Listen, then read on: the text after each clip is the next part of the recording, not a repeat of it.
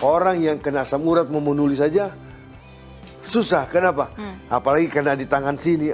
Kalau yang masih baru-baru mungkin belum kerasa. Ada sahabat-sahabat saya, tangan dia mau menulis susah. Sudah di siku, sudah di sini. Mau menulis juga rasa sakit. Mau jalan rasa sakit. Jadi sangat mempengaruhi.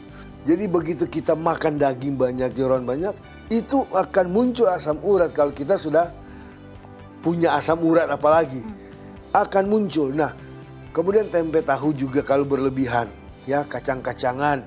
Nah, kemudian gula. Saya katakan tadi gula. Kita juga harus batasi konsumsi gula.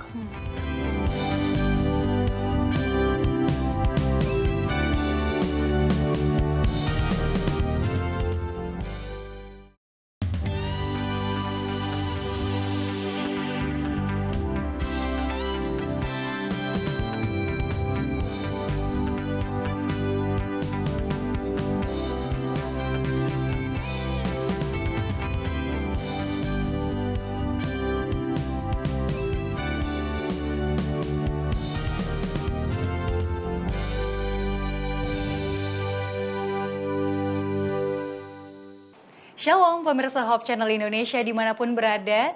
Senang sekali rasanya kita bisa kembali bertemu dalam program Total Health, Hidup Sehat, Pilihan Anda. Dan di episode kali ini sangat menarik ya. Karena kita kedatangan narasumber seorang Direktur Kesehatan Gereja Mahasiswa Advent Hari ke-7 Uni Indonesia Kawasan Barat, yaitu Pak Pendeta Jimmy Haveler. Halo Pendeta. Halo Gaby. Bagaimana kabarnya hari ini? Hari ini saya baik-baik dan sehat-sehat saja. Puji Tuhan kau baik-baik dan sehat-sehat saja. Dan hari ini kita akan membahas suatu pola hidup yang berhubungan dengan penyakit. Asam urat. Betul, penyakit asam urat. Penyakit asam urat ini sebenarnya banyak sekali seminar yang sudah dikumandangkan. Tapi ternyata sampai saat ini pun masih banyak penderita asam urat atau mereka yang punya resiko terkena penyakit asam urat mengabaikan pola hidupnya. Itu kenapa hari ini kita akan kembali membahas bagaimana pola hidup kita dapat berpengaruh terhadap kondisi asam urat bersama dengan Pendeta Jimmy Haveler. Halo, pemirsa yang kami kasihi, luar biasa. Hari ini kita akan bahas mengenai asam urat. Ya, apa sih penyakit asam urat itu? Apa tuh Pendeta? Ya, penyakit asam urat itu adalah salah satu tipe penyakit artritis. Nah, penyakit artritis ini disebabkan oleh tidak normalnya kadar asam urat yang ada di dalam tubuh manusia. Tidak normal. Nah, karena itu dikatakan tubuh tidak bisa mengsekresikan. Dia punya asam secara apa? Secara normal. Dan asam urat itu adalah bentuknya kristal. Kristal ya, kayak kaca gitu ya. Tajam berarti Tajam. ya? Nah makanya kalau dia sakit, aduh seperti diiris-iris. Nah kristal. Nah hasil dari metabolisme purin di dalam hati. Itu adalah asam urat. Nah secara alami purin itu terdapat pada tubuh kita. Dan setiap orang, siapa saja memiliki asam urat. Memiliki purin dan hasilnya adalah asam urat, Asam urat ya? ada, ya ada range-nya ya. Kalau laki-laki 3-7, kalau perempuan 3-6. Nah ada di bawah itu tetap mesti ada asam urat. Jadi ada istilah asam urat. Oke, jadi karena ini sudah ada di dalam tubuh, maka kita harus hati-hati supaya tidak berlebihan ya, apalagi Ya, dengan betul. pola hidup kita. Kalau di tubuh itu sendiri, Pendeta, ada berapa persen purin itu di dalam tubuh? Di dalam tubuh kita ada 85%. Nah 85% ini menyediakan senyawa purin untuk kebutuhan setiap harinya. Tetapi, ada tetapinya. Kebutuhan dari makanan itu sebenarnya hanya makannya hanya 15%. Jadi kalaupun makanannya sudah tidak beres, nah dia akan naik. Itu membuat tubuh kita merasa sakit karena asam uratnya itu yang ada. Oke, jadi makanya kita perlu hati-hati dari segi makanan karena kita sebenarnya hanya butuh 15% saja dari makanan. Betul. Jangan sampai berlebih. Kalau begitu Pendeta, karena asam urat ini ya kan dirasakan berbeda-beda kayaknya pada setiap orang.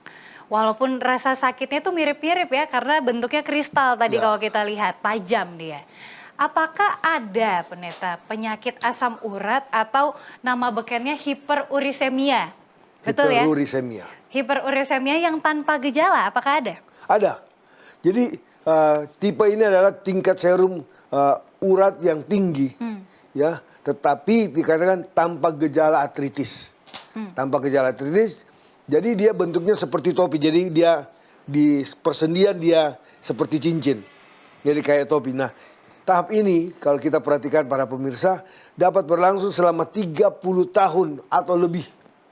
Luar biasa. Wah, 30 kalau tahun tidak atau diobati untuk itu. Nah, jadi asam urat itu juga ada yang disebut dengan asam urat akut, ya. Dia nyeri, kemerahan. Jadi kalau kita kena asam urat, perhatikan aja di kaki atau di tangan itu atau di siku itu dia nyeri dan dia merah, kemerahan.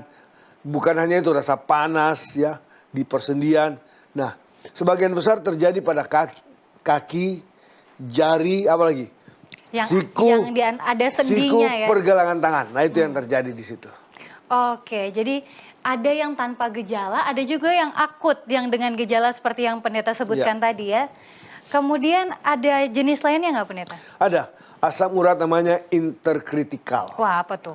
Nah, interkritikal ini masa antara serangan asam urat akut dan serangan berikutnya. Itu yang terjadi. Nah, ini berlangsung kurang lebih 10 tahun atau lebih. Serangannya itu akan makin parah, terus menerus. Dan dia berkepanjangan. Itu yang dinamakan asam urat interkritikal. Ada lagi namanya asam urat kronik. Nah, asam urat kronik ini luar biasa para pemirsa ya. Penyakit asam urat akut akan berkembang menjadi penyakit asam urat kronik. Nah, ditandai dengan berbentuknya sekali lagi topus atau topi pada setiap sendi. Jadi kalau di tangan dia jari-jari kayak pakai cincin. Di siku Warna pun dia akan putih ya benjol. biasanya ya. Dia akan benjol-benjol keluar seperti itu. Oke, jadi ini sepertinya bertahap ya, dari yang tidak ada gejala, kemudian akut berarti munculnya sekali-sekali aja tapi ada rasa sakit, kemudian ada interkritikal mulai sering kumat dan akhirnya menjadi kronis, berkepanjangan penyakit asam urat itu. Dan tentunya ini terjadi karena bisa saja tidak ada penanganan medis atau tidak ada perubahan pola hidup yang terjadi. Kalau begitu pendeta, apa saja yang harus kita lebih hati-hati nih supaya yang belum kena asam urat, jangan sampai asam urat, apa aja faktor resikonya? Faktor risiko cukup banyak. Ada beberapa faktor. Faktor yang tidak bisa dikontrol, itu riwayat keluarga. Jadi dia ada istilahnya gennya turun ke bawah. Ya, saya tidak tahu Gaby dapat atau tidak. Ya, kalau ada orang tua yang kena itu. Saudara-saudara bisa dapat atau tidak, saya tidak tahu. Karena itu riwayat keluarga. Ya, seperti itu. Nah, kemudian yang berikut adalah usia. Makin usia kita 30 ke atas itu sudah bisa menderita asam urat 30 tahun ke atas. Kemudian jenis kelamin. Jenis kelamin yang paling banyak asam urat itu adalah pria. Oke, berarti Pak Pendeta juga harus hati-hati dong. Ya, bukan wanita tapi pria. Nah, itu yang tidak bisa dikontrol. Saya laki-laki, pria, tidak mungkin saya mau kontrol. Saya wanita aja lah, nggak mungkin. Ataupun umur, tidak bisa dibohongi, umur akan jalan terus. Begitu juga dengan riwayat keluarga. Nah, ada yang bisa kita kontrol. Apa tuh? Yang bisa kontrol kita adalah pola makan. Pola makan tadi 15% saja sudah membuat kita bisa kena asam urat. Itu pola makan yang kita harus kontrol. Yang kedua yang kita kontrol adalah masalah berat badan, obesitas. Nah, obesitas ini, jadi berat badan berlebihan kita bisa kontrol supaya kita tidak terkena asam urat.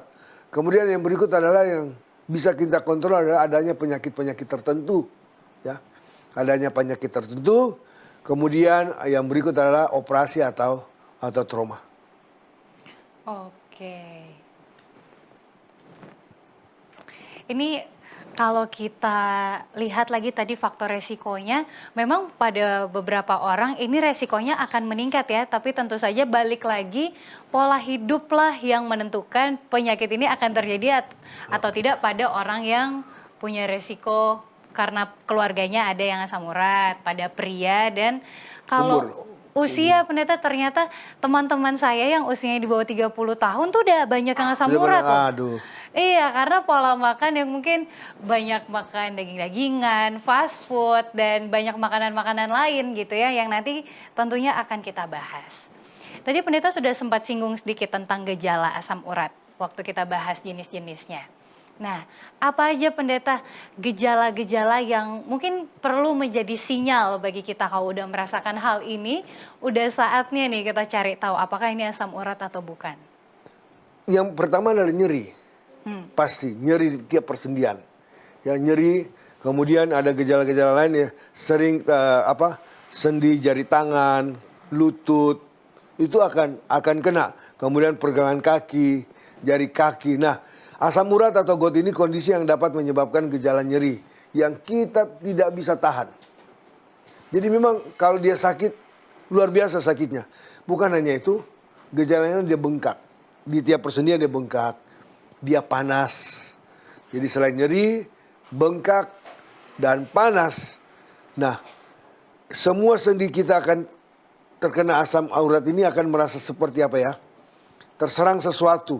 Terserang yang membuat kita rasa sakit. Betul-betul rasa apa? Rasa sakit untuk itu. Nah itu yang ada. Nah, jadi gejala yang kita bisa rasakan itu, kalau saya mau katakan tadi adalah sakit yang luar biasa pada sendi. Itu gejala yang paling menonjol yang ada. Karena asam urat ini bentuknya juga peradangan ya, makanya ada rasa sakit, panas, dan rasa tertusuk-tusuk.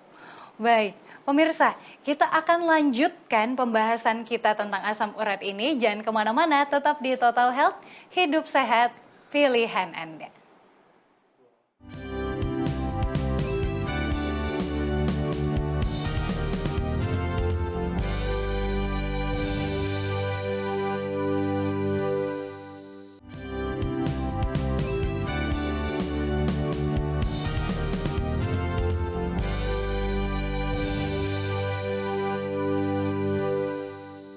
Kita kembali lagi di program Total Health dan masih membahas tentang bagaimana pola hidup dapat berpengaruh pada asam urat.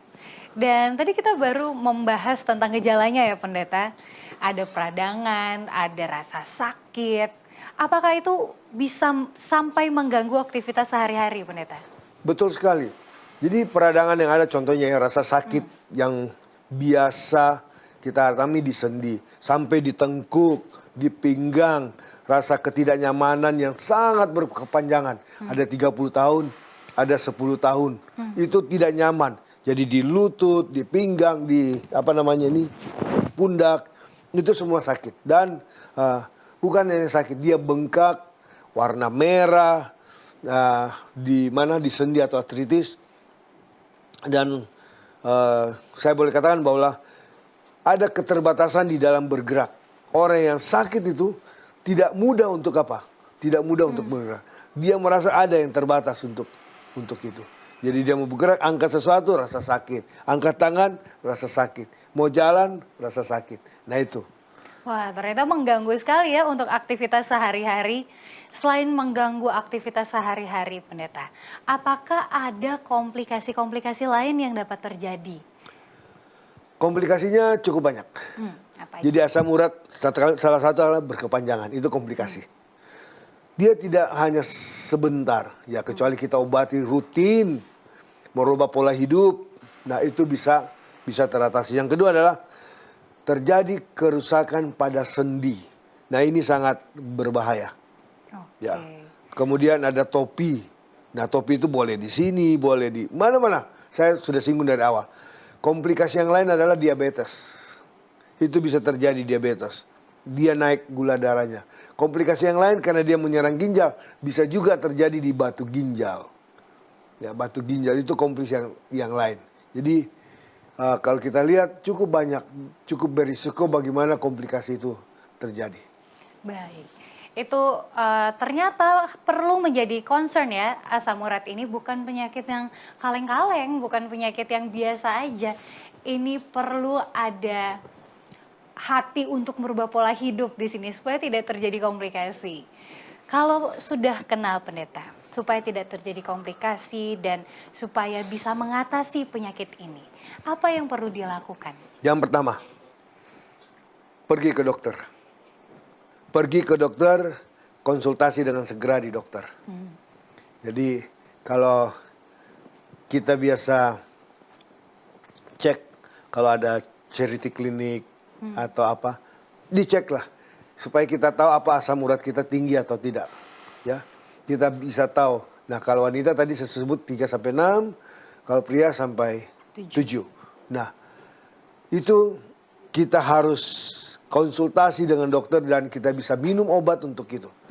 Kemudian yang berikut adalah pada saat kita sudah konsultasi, dokter kasih obat.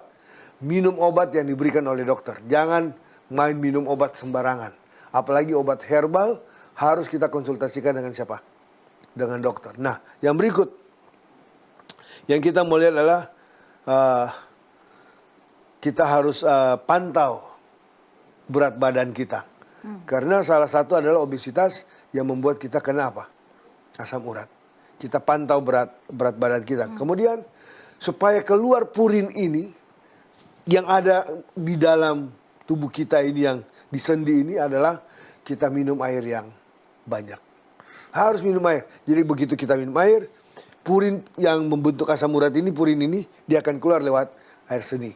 Jadi itu yang kita bisa buat. Jadi bagaimana kita bisa batasi konsumsi makanan. Ya. Apa aja yang perlu Jadi, dibatasi, Pendeta? Untuk batasi itu, makanan juga kita perlu atasi. Makanya topiknya apa tadi? Pola hidup. Pola hidup untuk apa? Asam urat. Asam urat. Bagaimana? Jadi kita atur bagaimana mengatasi penyakit asam urat. Yang pertama, batasi konsumsi purin, batasi konsumsi gula, batasi konsumsi lemak, banyak lemak termasuk gorengan. Kemudian batasi kafein, minum kopi, wow. Kemudian batasi alkohol. Itu yang kita bisa buat. Oke, itu adalah makanan-makanan yang perlu kita hati-hati dan perlu kita batasi ya. Kemudian, itu dari segi makanan. Nanti kita akan bahas lebih dalam tentang makanan ini. Apakah perubahan pola hidup yang seperti kita sering kumandangkan juga di Hope Channel Indonesia?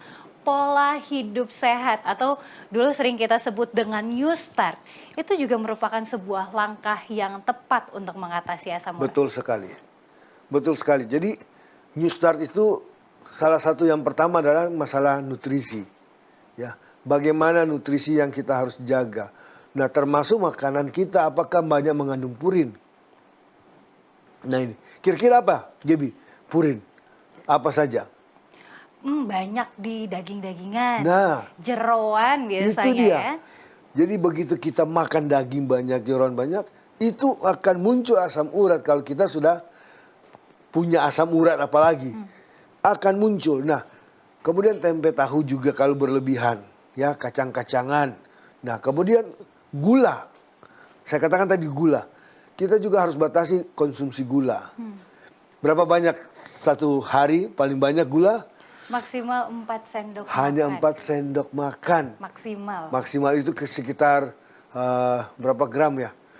40 sampai 50. 40 sampai 50 gram. Nah, kemudian yang kita batasi juga lemak. Nah, ini juga berat ini, lemak.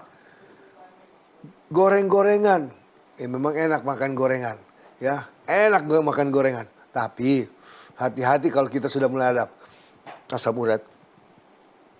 Yang berikut adalah yang perlu batasi tadi adalah saya singgung tadi masalah kafein. Apa sih? Kopi.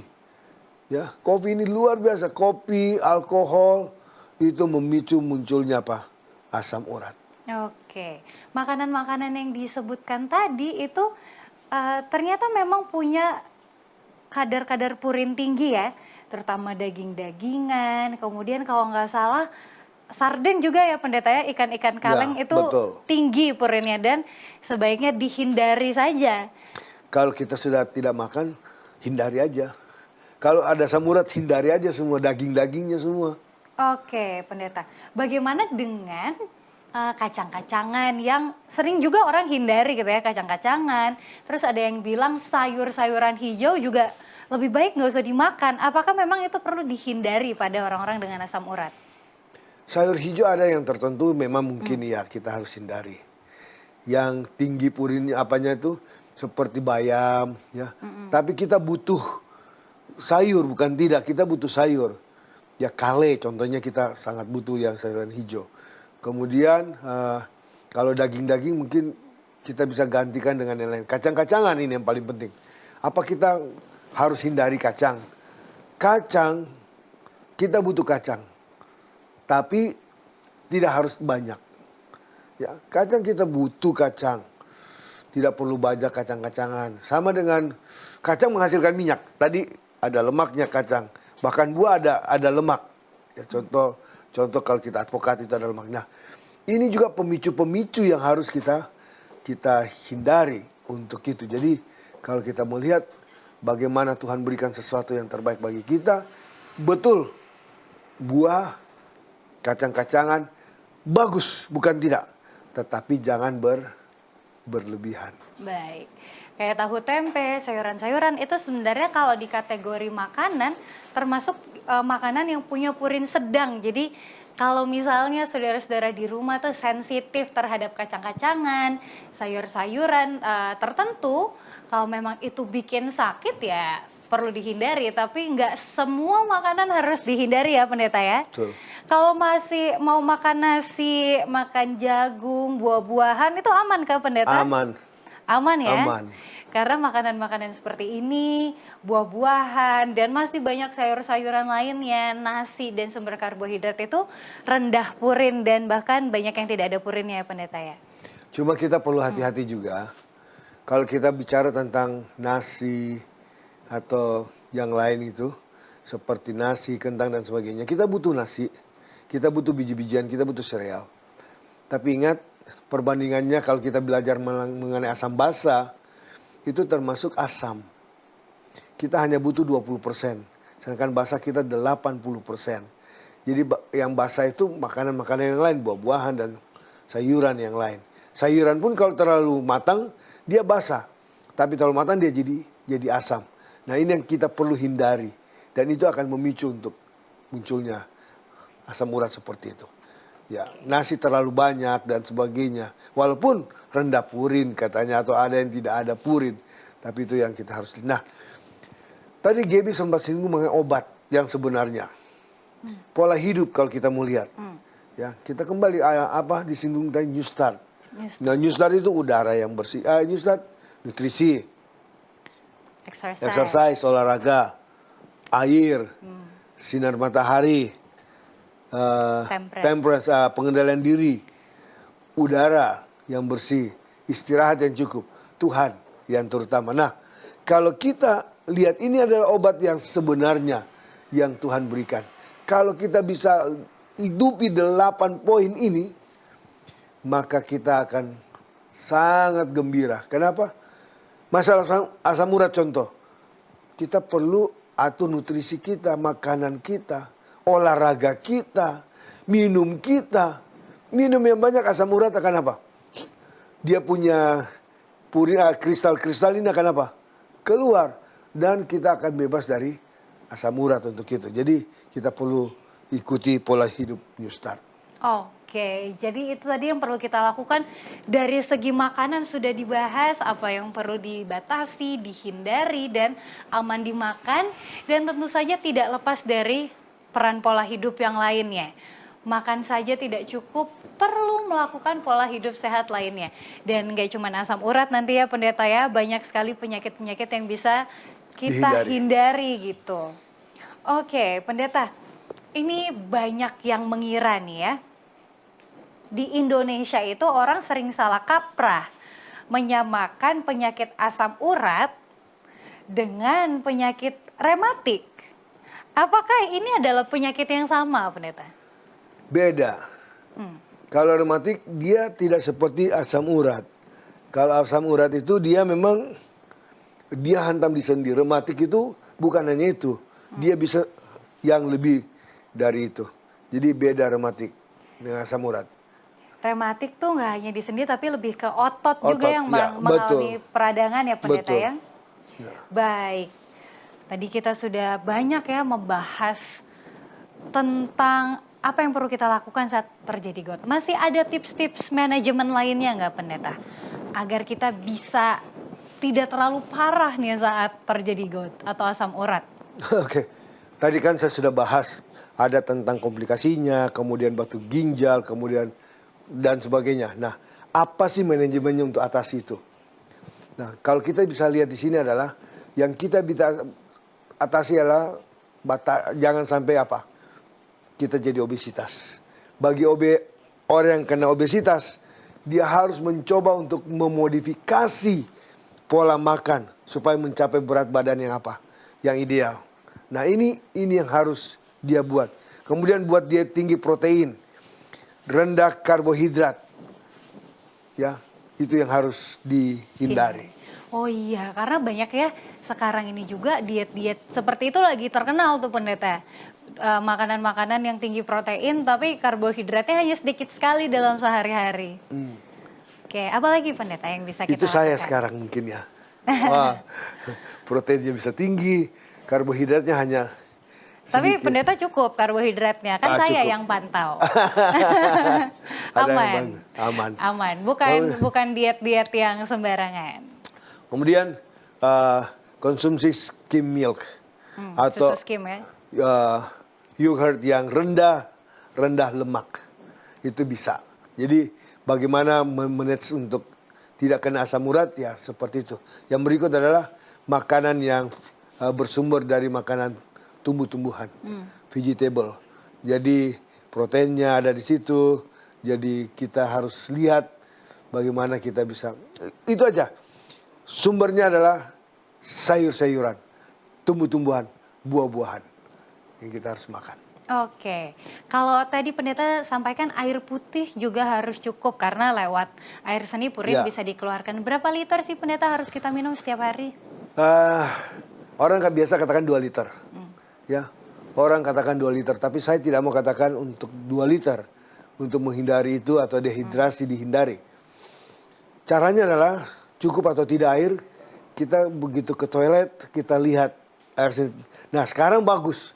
Di beberapa tempat di toilet-toilet umum sudah ada tanda kita cukup atau tidak minum kita. Jadi ada yang kalau dia sudah putih atau masih kuning dikit, kalau dia kuning kita kurang, kita dehidrasi. Nah, jadi kita perlu minum yang cukup. Ya memang kalau memang kita mau katakan 2 liter, minimal lah 2 liter. Minimal sehari. Kenapa saya tidak mau katakan satu jumlah berapa banyak? Karena berbeda orang yang kerja di kantor. Saya hanya butuhkan mungkin tidak sampai, ya 2 liter lah taruh. Tapi beda dengan orang yang kerja di luar rumah. Dia kerja di kebun, dia bawa becak, dia kerja sebagai tukang, kena matahari, dia akan butuh air lebih banyak. Kemudian yang berikut adalah kita harus hindari minuman keras. Nah, jadi bagaimana supaya kita terhindar? Manajemen adalah hindari minuman keras. Yang kedua, hindari konsumsi, saya katakan tadi pengobatan herbal tanpa konsultasi dengan dokter. Nah ini yang harus banyak orang, obat asam urat ambil aja. Tanpa, daripada ke dokter bayar banyak, asam urat obatnya murah, ambil aja. Nah seperti itu. Kemudian kita hindari minuman yang tinggi fruktosanya. Seperti sirup jagung dan sebagainya ya, atau minuman ringan yang kita sebut dengan soft drinks. Kita hindari. Coba kalau kita pergi minum, kita lihat bagaimana gulanya tinggi banget. Nah ini yang harus kita lihat. Jadi itu yang kita bisa buat. Baik pendeta, terima kasih ya, banyak sekali tips-tips yang bisa kita ambil dari pola hidup, pola makan, kemudian apa yang harus kita lakukan untuk memanage kondisi asam urat ini bila terkena. Kita akan kembali lagi nanti, kita akan bahas beberapa mitos atau fakta dari pernyataan-pernyataan yang sering dilontarkan pada orang Indonesia. Jangan kemana-mana, tetap di Total Health.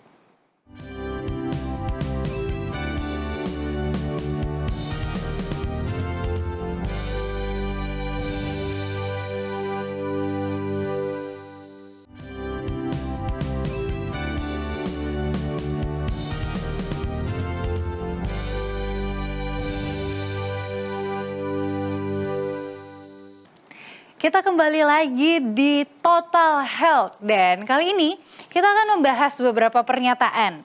Apakah pernyataan itu mitos atau fakta? Kita cari tahu sama-sama. Dan tentunya ini masih berkaitan dengan asam urat ya.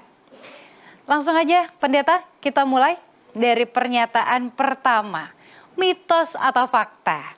Ini teman-teman di rumah yang lagi nonton atau di mana aja yang lagi nonton, boleh ikutan komen ya di kolom komentar di bawah itu. Boleh banget. Penyebab asam urat hanya pola makan dan gaya hidup. Menurut teman-teman gimana? Kalau menurut aku sih mitos. Kalau dibilang hanya pola makan dan gaya hidup itu mitos. Gimana pendeta? Betul sekali, itu Mitos ya? Mitos. Karena banyak hal yang lain, bukan hanya pola makan yang membuat asam urat atau pola hidup. Banyak hal-hal yang lain yang bisa menjadi penyebab asam urat.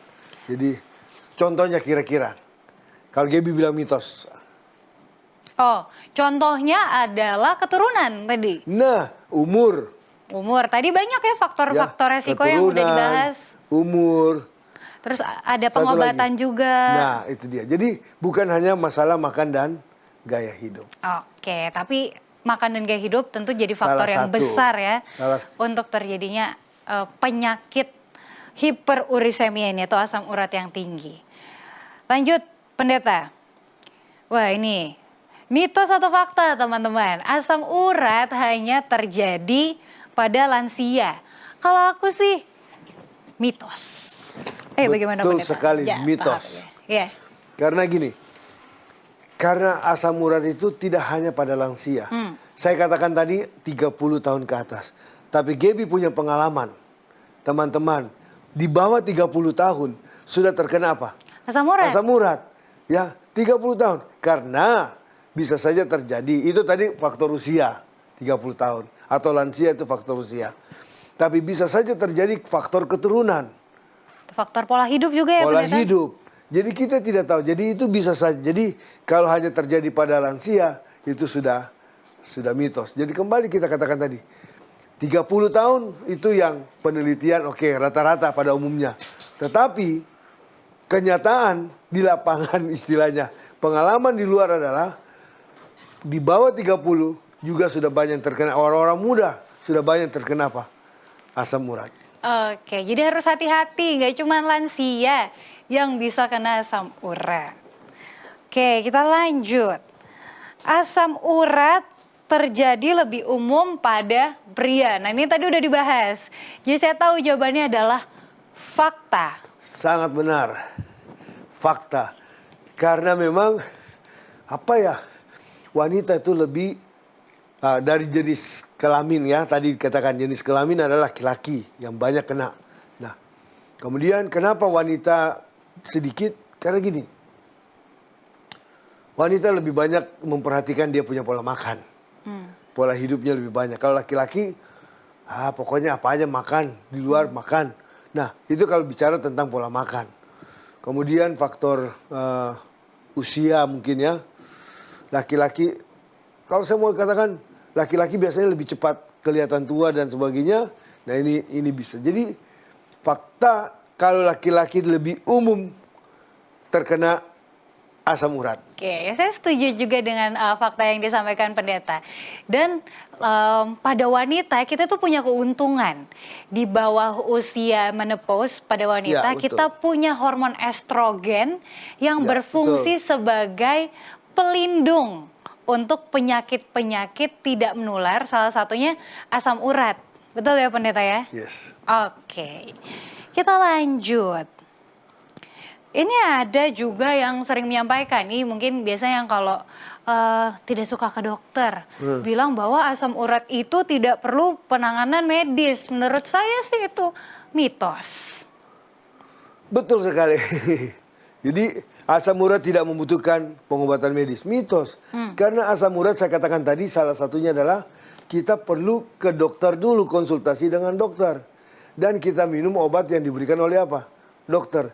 Jadi kalau kita katakan kita tidak membutuhkan pengobatan medis, itu mitos. Mitos. Kita butuh pengobatan medis. Dokter mesti tahu. Yang pertama kita harus buat, kita cek kita punya asam urat. Kita cek, kita pergi ke dokter. Ya, kalau sudah tinggi apalagi dokter kasih obat, kita minum obatnya. Sehingga kita bisa merubah, anjuran dokter kalau merubah pola hidup, kita akan rubah kita punya pola hidup. Betul sekali. Jangan lupa, itu juga penting. Selain pengobatan dari dokter, mungkin saja kita tidak harus selamanya bergantung pada obat. Karena kita sudah melakukan perubahan pola hidup. Lanjut, wah ini juga tadi udah dibahas, tapi sering disepelekan nih. Menurut orang, asam urat itu tidak mengganggu kegiatan sehari-hari. Menurut saya mitos, karena saya sudah menyaksikan betapa tersiksanya mereka yang asam uratnya lagi kumat. Betul, karena gini, saya katakan tadi bahwa kalau kita asam urat semua sendi sakit.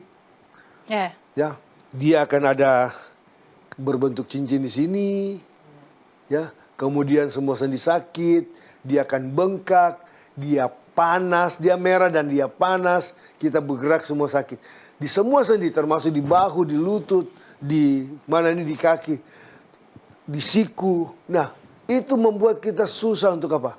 Susah bergerak. Jadi kalau kadang-kadang asam urat tidak mempengaruhi kegiatan, itu mitos. Karena itu akan sangat berpengaruh dengan semua kegiatan-kegiatan kita. Orang yang kena asam urat mau menulis saja susah. Kenapa? Apalagi karena di tangan sini, kalau yang masih baru-baru mungkin belum kerasa. Ada sahabat-sahabat saya, tangan dia mau menulis susah, sudah di siku, sudah di sini. Mau menulis juga rasa sakit. Mau jalan rasa sakit. Jadi sangat mempengaruhi seluruh kegiatannya. Oke. Agak ini ya, membuat khawatir juga ya kalau terjadi asam urat. Kayak perlu hati-hati.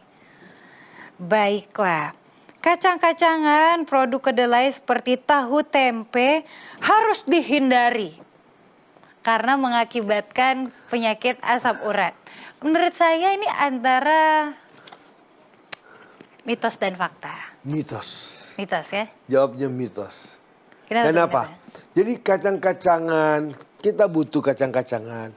Kita butuh produk kedelai seperti tahu, tempe. Kalau kita lihat masa purin yang tinggi, kacang-kacangan masih bisa dibawa lebih rendah daripada daging. Daging dia punya purin lebih tinggi daripada kacang-kacangan. Nah, kita butuh kacang-kacangan, asal jangan, kita juga kalau makan kan jangan terlalu banyak. Dan satu toples ya pendeta habis ya. Jadi seberapa banyak kita butuhkan kacang-kacang itu. Kacang tanah, kacang hijau, kacang kedelai, kita membutuhkan semua itu. Jadi tidak banyak ya, harusnya banyak, tapi secukupnya. Karena kita sangat butuhkan. Jadi kalau orang makan dagingnya kadang lebih banyak dari apa yang kita makan. Oke, udah harus hati-hati dengan daging dan kacang-kacangan boleh asal secukupnya. Jangan satu toples sambil nonton bola ya bapak-bapak di rumah ya. Atau ibu-ibu di rumah nih juga ada loh ibu-ibu yang suka makan kacang sambil nonton sinetron. Oke deh. Sekian mitos atau faktanya. Pendeta terima kasih udah menjawab mitos atau fakta. Tapi ada satu pertanyaan lagi nih. Pertanyaan titipan dari pemirsa di rumah ya. Pendeta, asam urat kan namanya asam. Namanya juga asam. Dan katanya, ini juga pendeta pernah bahas ya, kalau misalnya tulang itu kita akan kehilangan kepadatannya karena asam. Apakah asam urat itu bisa menyebabkan tulang kita mudah retak atau mudah patah? Betul sekali. Kalau dia normal, itu masih bagus. Tapi kalau dia asam uratnya sangat tinggi dan semua, apa istilahnya itu? Hiperurisemia. Hiperurisemia, dia terus ada yang masuk, itu akan membuat kropos. Dan akan membuat kita mudah untuk apa? Patah tulang untuk itu. Jadi kalau dia masih normal, dia masih jalan apa? Kita punya asam urat normal, saya katakan kita ada asam urat, bukan tidak. Manusia ada asam urat. Kalau normal tidak apa-apa. Tapi kalau dia sudah sering di atas, sering over, wanita di atas 6, laki-laki di atas 7, selalu seperti itu, dan dia bertahan 10 tahun, 30 tahun, itu membuat apa? Kropos. Dan apalagi kalau kita lihat asam urat ini kan nyatanya memang natural ada di dalam tubuh kita ya. 85% tadi pendeta Ya. katakan ada di dalam tubuh 15% kita. cuma makanan. Iya, Tuhan pasti memberikan ini tidak untuk nebeng aja di tubuh kita, tapi ternyata menjadi antioksidan bagi tubuh kita. Nah, Tapi itu dia. sayangnya kalau sudah berlebihan, sudah hiperurisemia, itu dapat menyebabkan, kan tadi pendeta bilang peradangan ya, gejala-gejala peradangan, sehingga dapat menimbulkan stres oksidatif dan juga inflamasi Yes. pada tulang kita, sehingga dapat terjadi kepadatan tulangnya menurun dan juga menurunkan formasi dari tulang kita sehingga mudah terjadi osteoporosis. Ya, betul. Oke, pendeta. Terima kasih udah sharing-sharing sama kita hari ini di sini. Terima kasih. Banyak informasi dan kembali ya kita diingatkan betapa pentingnya pola hidup untuk kesehatan kita. Kesimpulan dari pendeta, silakan. Kesimpulan adalah mari kita kembali kepada pola hidup yang benar. Tadi saya katakan ada kata new start. New start itu memulai yang baru. Apalah kita lihat kita punya makanan, nutrisi kita, olahraga kita, bagaimana air yang kita butuhkan karena kita butuh air minum untuk mengeluarkan kristal-kristal. Kemudian kita butuh sinar matahari, ya. Apalagi kita butuh pengendalian diri untuk makanan itu, kacang bagus, ya, sayuran bagus, tapi harus yang memang kacang-kacangan yang ada tidak berlebihan. Artinya pengendalian diri ada. Kemudian berikut adalah udara yang bersih, istirahat yang cukup, dan yang paling penting adalah Tuhan yang terutama. Baik. Serahkan diri kepada Tuhan.